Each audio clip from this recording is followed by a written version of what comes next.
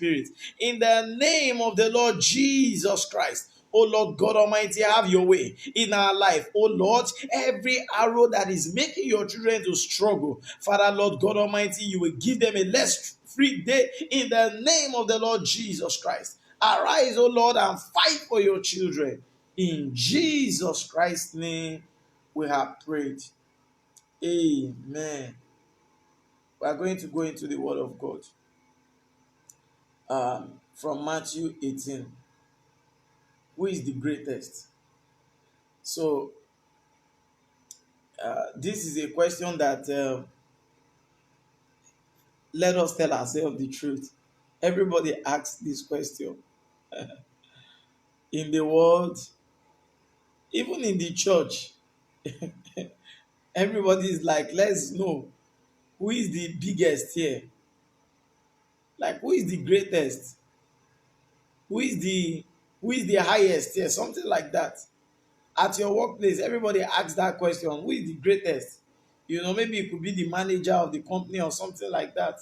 You know, it's always a question in the children of Adam to know who is the greatest. The disciples also asked this question too. We want to even know who is really the greatest. Who is the greatest? But there are things that Jesus even said, not even only in Matthew 18, but in other places of scripture. And then he said that, the kingdom of God is not fashioned like the way of this world. There is a mentality they carry in heaven, which is what we are going to look at. Whomsoever wants to be the greatest must be the servant of all. That I'm the pastor does not mean that I'm the greatest. Because I also have this understanding that there are chairs in heaven that are being reserved for the greatest. So the greatest is not necessarily the person at the top. Praise God. The greatest is the one that has a servant spirit. The greatest is the one that thinks like a baby. It thinks like a child. It thinks like a child. Have you seen some people say, come on, don't you know who you are? Try to behave like this and behave big and behave like this. And look at this person. Look at how this person is doing and look at how they behave like this and let people know that you are a big man or a big woman or big this. But Jesus says, not so in the kingdom. In the kingdom is totally different.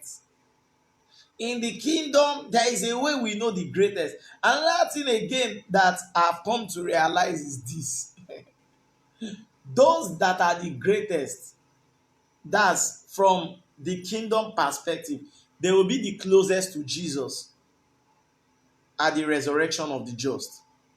That's during the times when we will get to heaven, those that are the greatest are those that are going to be closest to Jesus. So let's look at this place here. It says at this same time came the disciples unto Jesus, say, even the disciples too, they want to know. They are asking the same question, like, come on, we need to know. Is it Peter that is the greatest or is it James? Because James is to follow. Or is it John? Because John was very close to Jesus. There were people that were very close to Jesus Christ. Not everybody. It's like that. It's like that. Not everybody were close to Jesus. Jesus had 12 disciples. At some point in time, Jesus had 120. Very soon, the 120, as Jesus began to preach some strong message, the 120 reduced to how many? 70. After he reduced to 70, then before you know it, and then he says, are you going to eat my flesh and drink my blood? And then they are like, no. Who is saying this kind of, making this kind of statement? And then before you know it, the 70 reduced to 12. Also, before you know it, the 12 reduced to 11. And also, before you know it, even that 11 is still reduced to 3 key people that were still following Jesus. And which James, John, Peter, these ones were very close to Jesus Christ himself. So I'm just trying to let us know that there are people that are very close to the master. there are people that are far away from him. Now, this doesn't mean that they will not get to heaven, but based on their consecration with Jesus, if it were like that physically, or it was like that physically, it's going to be the same thing spiritually too. There are people that are close to Jesus. So we must ask ourselves one question: who are those that are going to be the greatest, and who are those that are closest to Jesus? And because these people that are closest to Jesus, when they die, they are going to be sitting close to Jesus Christ. And I know everybody wants to have that kind of grace, to sit close to Jesus Christ. How am I now going to sit close to Jesus Christ even when I get to heaven? Now, the answer is here, saying, who is the greatest in the kingdom of heaven? And Jesus called a little child unto him and set him in the midst of them. I know they were very surprised. And said, verily I say unto you, except ye be converted and become as little children, ye shall not enter into the kingdom of heaven. Ye shall not enter into the kingdom of heaven. I know there is almost none of us here that do not have children. We have not seen children before. In one way or the other, we have them, we played with them. Do you know why you always want to play with children? Do you know everybody likes to play with children? I don't mean, I mean like babies, children, not the ones that are already wise in their own understanding. Do you know why everybody wants to see a little child and 1 year old and 6 month old child, and everybody wants to carry the child? Nobody says this child is ugly or this child is beautiful. Do you know why everybody are always coming? Have you realized something about these little children? Little children realize something. They always get favor from people. Do you know? Little children always get favor from people. Why? Why is it that everybody are close to little children? When I was very little, people always come around. I and my brothers, we're not even Christians, but we pray for people when we're younger. Like when we were small, around 5 years old, 3 years old, people will come to us. Oh, mama triplet, let your triplet pray for us. And when we pray for them, they get the fruit of the womb. It's very shocking. When we pray for them, a lot of things happen. Because they are like, oh, these ones are triplets. Let them come and pray for us. And when we pray for them, things happen. So I used to ask myself questions, but I was not born again. I don't know Jesus. How come? There is something about little children. Their heart is pure. One of the things that diminishes our relationship with the master is impure hearts and impure thoughts. So when your heart is not pure and when your heart is not right, it will be hard for you to serve the purpose of Christ. So, but look at little children. Because of they have a pure heart, favor always come around them. So when a man way pleases the Lord, he makes him to be at peace with all his enemies. Everybody. He's at peace with everybody because his way pleases the Lord. A little child does not begin to think of, don't you know who I am? Look at me like this. Have you ever seen maybe a little child and say, I don't know, some of us have children here now. Like when you give some of them, little children, you give them, you might not even buy a t-shirt that is very expensive. Maybe you buy it $2. They don't complain and say, Mommy, is it $2 you bought this thing for? No. They are contented. They are happy with what they've got. You don't see them saying something like, oh, this my own is not the best. Little children. Another thing you see in little children, there is no hypocrisy in them. There is no pretense in little children like, oh, let me pretend now. No. They're just, as you see them, God prefers.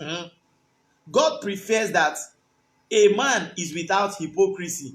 Just like he saw Nathanael. Say, Nathanael, I see you under the tree. You are a man without no guile. God prefers that than somebody that is pretentious.